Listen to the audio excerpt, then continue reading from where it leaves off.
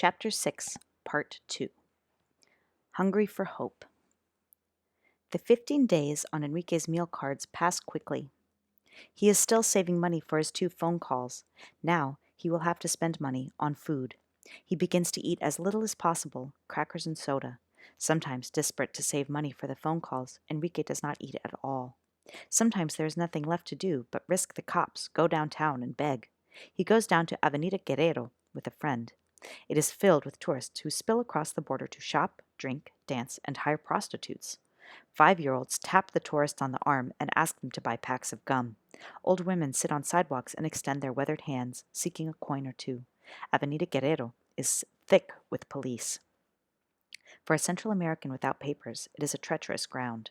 But he is desperate. His friend leans on his arm, drags a foot, and pretends to be lame. They approach every tourist they see. "Want me to show you where the train hit me?" the friend offers innocently. Slowly, he lifts the cuff of his pants. People recoil. "No, no, here."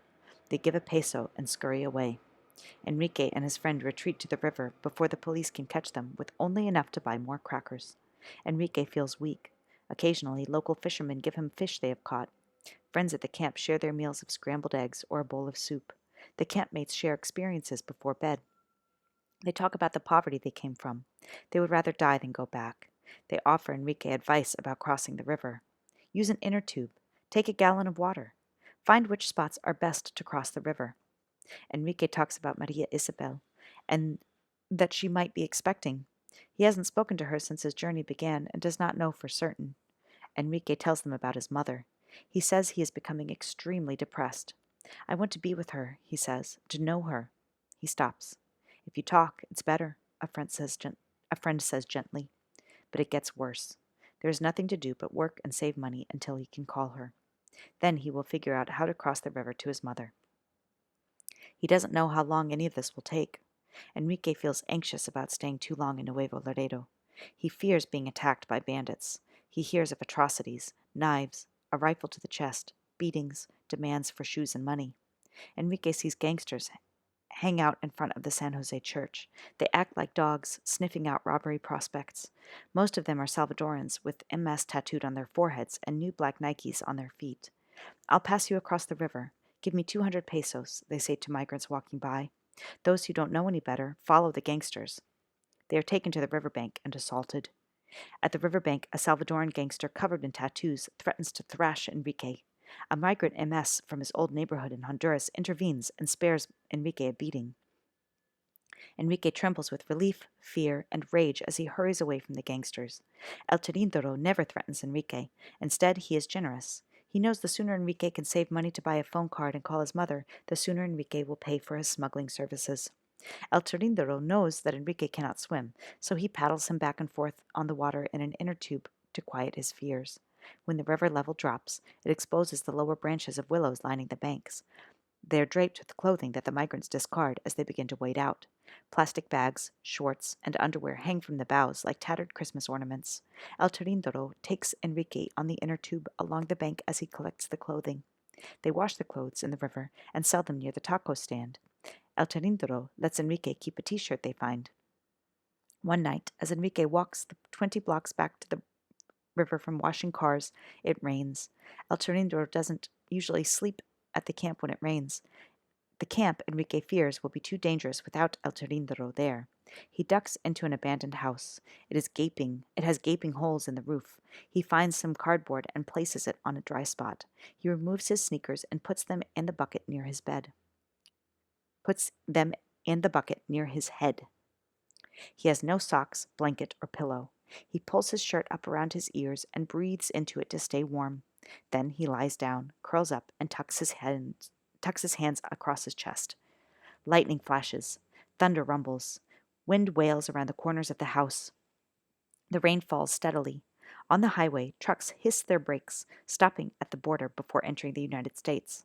Across the river, the Border Patrol shines lights on the water, looking for migrants trying to cross. With his bare feet touching a cold wall, Enrique sleeps. Mother's Day. It is May 14th, 2000, a Sunday when many churches in Mexico celebrate Mother's Day. The Parroquia de San Jose is packed with a large Mother's Day party. The women of Nuevo Laredo laugh, shout, and whistle as their sons dance with pillows stuffed under their shirts to make them look pregnant. Every time Enrique goes to the Parroquia de San Jose, it makes him think about his mother, especially today. The church makes him homesick for Grandmother Maria, too, and their weekly walks to Mass when he was a child. Migrants who are separated from their families try to ignore the celebrations. Migrant women weep for being so far from their children. Beneath their sense of hope is sadness and guilt. Each mother shares the same fears. Daily, one woman prays, "Don't let me die on this trip. If I die, my children will live on the street." Many of the women become single mothers because they are unwilling to endure the more difficult parts of their relationships with men: drunkenness, beatings, mistresses. Alone, supporting their children is very difficult. To feed their children, to avoid prostitution, they leave. Though many mothers expect this separation to be short, typically it lasts 6 to 8 years, says Ana Luisa Espinosa, a Los Angeles Unified School District social worker who specializes in immigrants. By then, they and their children are strangers. Some mothers, picking up children from smugglers, hug the wrong ones. Each of these young women could be his mother of 11 years ago, Enrique thinks. He wonders what his mother looks like now. It's okay for a mother to leave, Enrique tells a friend, but just for 2 to 4 years, not longer.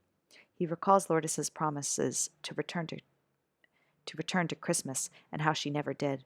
He remembers how he longed to have his mother with him each time his grandmother scolded him. One thing, though, Lourdes always tells him she loved him. "I've felt alone all my life," he says. "I don't know what it will be like to see her. She will be happy. Me too. I want to tell her how much I love her. I will tell her I need her." Enrique has finally saved 50 pesos. Eagerly, he buys a phone card. He gives it to one of El Tirindero's friends for safekeeping. That way, if the police or gangsters catch him, they cannot steal it. "I just need one more," he says, "then I can call her." Across the Rio Grande, Lourdes is thinking about Enrique. She has, indeed, learned that he is gone. But in her phone calls home, she never finds out where he went. She remembers their last telephone conversation. "I'll be there soon," he said. "Before you know it, on your doorstep." Day after day, she waits for him to call. Night after night, she cannot sleep more than 3 hours. She watches TV. Migrants drowning in the Rio Grande, dying in the desert, ranchers who shoot them. Is one of them her son? She imagines the worst and becomes terrified that she might never see Enrique again. His disappearance stirs up in her bad memories of her ex-boyfriend Santos's disappearance when Diana was 4 years old. She is utterly helpless. She asks God to watch over Enrique, guide him. On the afternoon of the Mother's Day celebration, 3 municipal officers visit the camp. Enrique does not try to run, but he is jittery. They ignore him. Instead, they take away one of his friends. Enrique has no money for food, and not even crackers. He takes a hit of glue.